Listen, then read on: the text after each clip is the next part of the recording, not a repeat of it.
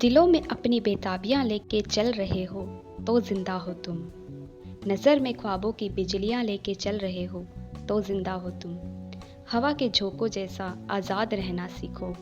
तुम एक दरिया के जैसे लहरों में बहना सीखो। हर एक लम्हे से तुम मिलो खोले अपनी बाहें। हर एक पल एक नया समा देखे ये निगाहें। जो अपनी आंखों में हैरानियां लेके चल रहे हो तो जिंदा हो तुम। दिलों में अपनी बेताबियां लेके चल रहे हो तो जिंदा हो तुम। Hello learners, welcome to your own channel learning is earning में हम लेके आए हैं एक बेहतरीन सीरीज लोक व्यवहार ऑडियो बुक की। सो गाइज, चैप्टर 3 आज हम डिस्कस करेंगे। इससे पहले चैप्टर 1 एंड चैप्टर 2 आप ज़रूर देख, जिसका लिंक आपको डिस्क्रिप्शन बॉक्स में दे दिया गया है। सो प्लीज़ गाइज उसे ज़रूर देख लें।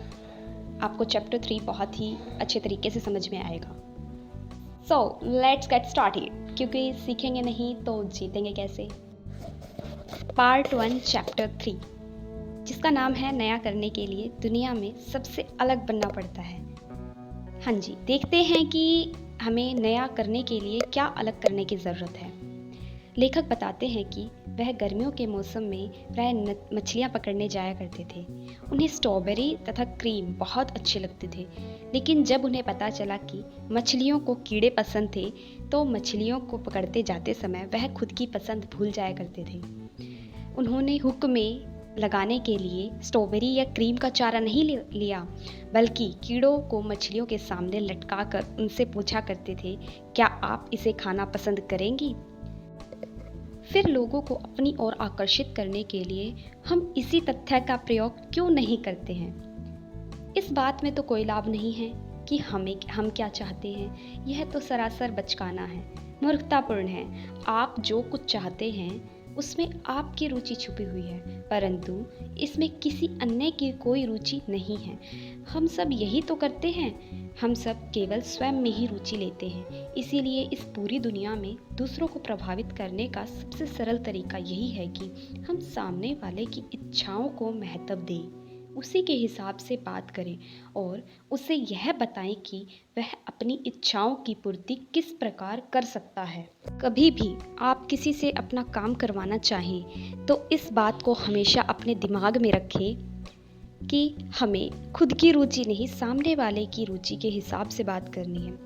उदाहरण के लिए, यदि आपका बच्चा सिगरेट पीता है और आप उसकी सिगरेट छुड़वाना चाहते हैं तो उसे डांटिए, फटकारिए नहीं। उसे 10 बातें भी मत सुनाइए।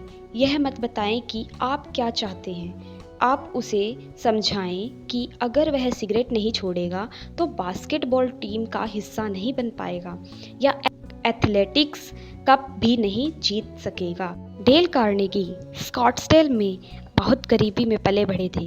अपनी नौकरी की शुरुआत में उन्हें तो सिर्फ 2 सेंट प्रति घंटे के हिसाब से मिलते थे, लेकिन उन्हीं एंड्रे कार्नेगी ने बाद में $365 मिलियन दान में दे दिए थे।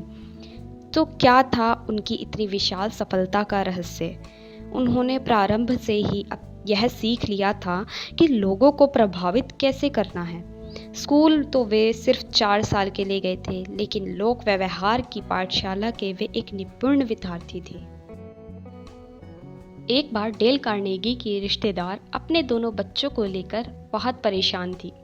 वे येल में रहते थे और इतने व्यस्त थे कि घर पर चिट्ठी लिखने तक का याद नहीं रहता था। वह अपनी माँ की चिट्ठियों का भी उत्तर नहीं देते थे।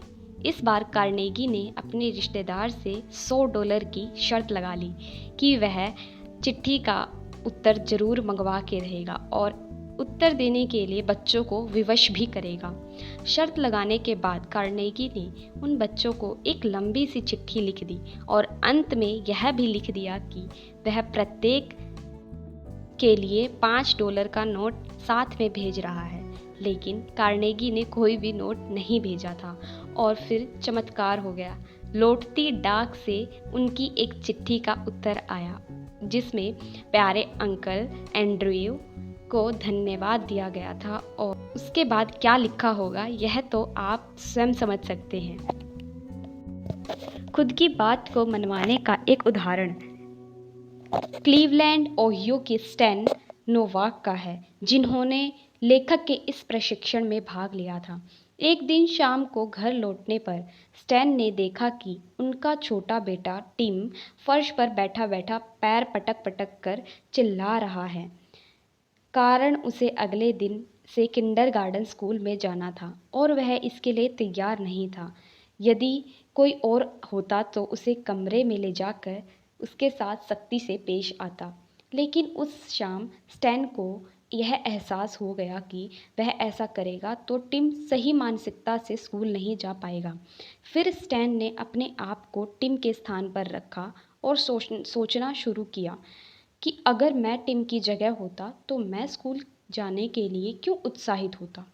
फिर उसकी पत्नी ने उसके साथ मिलकर टिम की रुचिकर बात की एक सूची बनाई। टिम को फिंगर पेंटिंग, गाना गाने तथा नए दोस्त बनाना बहुत पसंद था।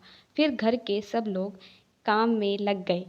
उन्होंने फिंगर पेंटिंग करना प्रारंभ कर दिया। कमाल हो गया। मेरी पत्नी लिल, मेरे बेटे बॉब तथा मुझे भी इस काम में मज़ा आने लगा। फिर टिम ने भी दरवाजे से बाहर झांक कर देखा और वह कहने लगा कि आप भी मुझे इस खेल में अपना हिस्सा बना लीजिए। फिर मैंने उसको उसकी ही भाषा में समझाया कि फिंगर पेंटिंग सीखने के लिए उसे किंडरगार्टन जाना होगा। वहाँ पर उसे और भी मज़ेदार खेल सिखाए जाएंगे। अगली सुबह जब मैं काफ़ी जल्दी उठ गया तो मैंने देखा कि टिम लिविंग रूम में ही कुर्सी पर बैठा बैठा सो रहा है। मैंने पूछा कि तुम यहाँ क्या कर रहे हो? तो उसने कहा कि मैं किंडरगार्टन जाने की प्रतीक्षा कर रहा हूँ। मैं नहीं चाहता कि मैं वहाँ से देर से पहुँचूँ। तो ज़रा सोचिए किस तरह से हमारे पूरे परिवार के उत्साह ने टिम में एक प्रबल इच्छा जागृत कर दी थी, जो किसी धमकी या डर से पैदा नहीं हो सकती। अगली बार जब आपको भी किसी से अपना काम करवाना हो और अपने काम के लिए मनाना हो तो पहले स्वयं से पूछें, मैं इस व्यक्ति में यह काम करने की इच्छा कैसे जागृत कर सकता हूँ। इस प्रश्न से एक लाभ यह होगा कि हम बिना जाने बुझे किसी परिस्थिति में कूदने से तथा अपनी इच्छाओं के बारे में अर्थहीन बातें करने से बच जाएंगे। लेखक की एक अतीत की घटना से भी हम इसको बहुत अच्छे से समझ सकते हैं। काफ़ी समय पहले लेखक न्यूयॉर्क के एक होटल के बॉलरूम को 20 रातों के लिए किराए पर ले लेते थे, जिससे वे वहां अपनी व्याख्यान माला का आयोजन किया करते थे। लेकिन एक बार अचानक उन्हें यह सूचना दी गई कि इस बार बॉलरूम का किराया 3 गुना ज़्यादा कर दिया गया है। एक बात और कि यह खबर जब उनके पास पहुंची, उससे पहले ही टिकट छपकर बंट भी चुके थे तथा व्याख्यान माला का सारा प्रचार कार्य भी हो चुका था। साफ सी बात थी कि लेखक इतना किराया देना नहीं चाहते थे, लेकिन होटल वाले उनकी इच्छा के अनुसार नहीं चलेंगे। होटल का मालिक तो अपनी इच्छा के अनुसार ही चलेगा। 2 दिन बाद लेखक मैनेजर से मिलने गए थे और उनसे कहा, हालांकि आपका पत्र मुझे पढ़कर बहुत धक्का लगा, लेकिन इसके लिए मैं आपको दोषी नहीं मानता। आपके स्थान पर यदि मैं होता तो मैं भी आपको इसी प्रकार का पत्र लिखता। आप होटल के मैनेजर हैं और जाहिर सी बात है कि आप अधिक से अधिक लाभ कमाना चाहेंगे। आपके ऐसा न करने पर आपकी नौकरी भी जा सकती है।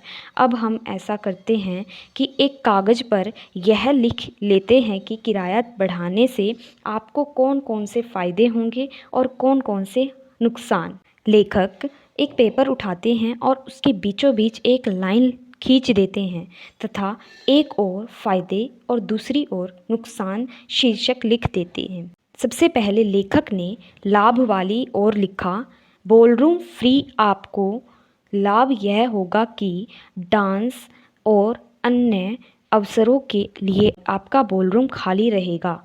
इससे आपको बहुत लाभ होगा, क्योंकि जितना पैसा आप इस आयोजन से कमा सकते हैं उससे कम पैसा व्याख्यान माला के लिए किराए पर देने से हो पाएगा, जिससे निसंदेह आपको आपके हाथ से लाभ के कई अवसर छूट जाएंगे। अब हमें हानियों पर भी ध्यान देना चाहिए। सबसे पहली बात तो यह है कि मुझे बॉलरूम किराए पर देने से आपकी आमदनी बढ़ने के स्थान पर घट जाएगी।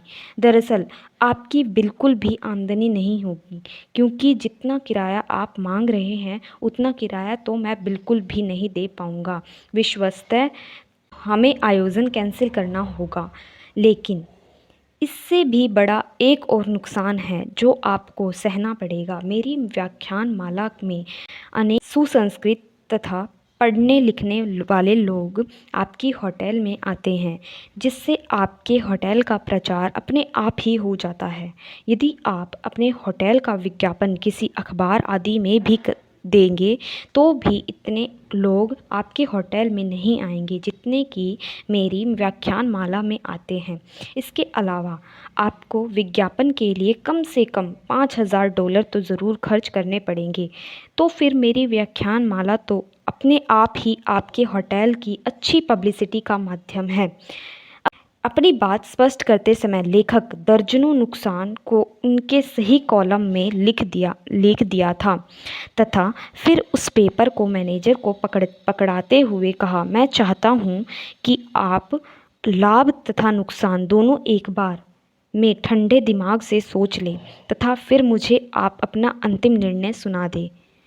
लेखक तो यह देखकर चकित रह गया जब उस मैनेजर का एक पत्र और मिला, जिसमें उन्होंने उनके किराए 300% के स्थान पर केवल 50% ही बढ़ाया था। आप इस बात पर ध्यान दीजिए कि लेखक यह छूट पाने के लिए अपनी इच्छा मैनेजर को नहीं बताई थी। उन्होंने तो उसी के बारे में सोचा था कि वह कैसे उनकी मनचाही चीज़ प्राप्त कर सकता था। अगर लेखक ने वैसा ही किया होता जैसा कि सामान्य व्यक्ति करते हैं, उनकी अपने ऑफिस का दरवाज़ा पटकते हुए अंदर घुस जाते हैं और उनसे कहते हैं कि यह तो सरासर अन्याय है कि आपने इतना किराया बढ़ा दिया। अब तो मेरे सारे टिकट भी छप चुके हैं, मैं इतना किराया किसी भी हालत में नहीं दूंगा। तब उसका क्या परिणाम निकलता? होटल मैनेजर तो और भी ज़्यादा इस बात पर अड़ जाता। फिर गर्मा गर्मी होती, बहस होती, तनातनी होती और परिणाम सब निरर्थक। चाहे लेखक कितनी भी कोशिश क्यों न कर लेता, वह अपनी गलती कभी भी नहीं मानता और न ही लेखक की बात मानता। यह पूरा संसार स्वार्थी लोगों का जमघट है जो केवल अपनी ही भलाई चाहता है, दूसरे की कोई फिक्र नहीं करता। लेकिन स्वार्थी लोगों की भीड़ में एक दो मनुष्य ऐसे भी मिल जाते हैं जो निस्वार्थ भाव से दूसरों की मदद करना चाहते हैं। ऐसे लोग स्वयं का लाभ कभी भी नहीं चाहते, फिर भी उन्हें लाभ अपने आप मिल जाता है। कारण ऐसे लोगों के प्रतियोगी नाम मात्र ही होते हैं। ओवेन डी यंग, जो अमेरिका के एक प्रसिद्ध वकील एवं महान बिजनेसमैन लीडर थे, उन्होंने एक बार कहा था, जो व्यक्ति स्वयं को दूसरों के स्थान पर रख सकते हैं, जो दूसरों के मस्तिष्क के काम करने की योजना को समझ जाते हैं, उन्हें तो इस बात की चिंता कभी भी नहीं करनी चाहिए कि उसका भविष्य उज्जवल होगा या अंधकार में। तो यदि आप इस पुस्तक को पढ़कर केवल यही बात गांठ बांध लें कि किस प्रकार से दूसरे व्यक्ति के दृष्टिकोण से सोचा जा सकता है तथा स्थिति को दृष्टिकोण के नज़रिए से देखा जा सकता है, तो यह आपके जीवन के मील का पत्थर साबित हो सकता है। किसी दूसरे व्यक्ति के दृष्टिकोण से स्थिति को देखने तथा किसी काम की इच्छा जागृत करने का यह मतलब बिल्कुल भी नहीं है कि सामने वाले व्यक्ति का शारीरिक या मानसिक शोषण करना चाहते हैं या फिर अपना उल्लू सीधा करके कोई काम निकलवाना चाहते हैं। आपको कोई ऐसा रास्ता निकालना है जिसमें दोनों का ही लाभ हो।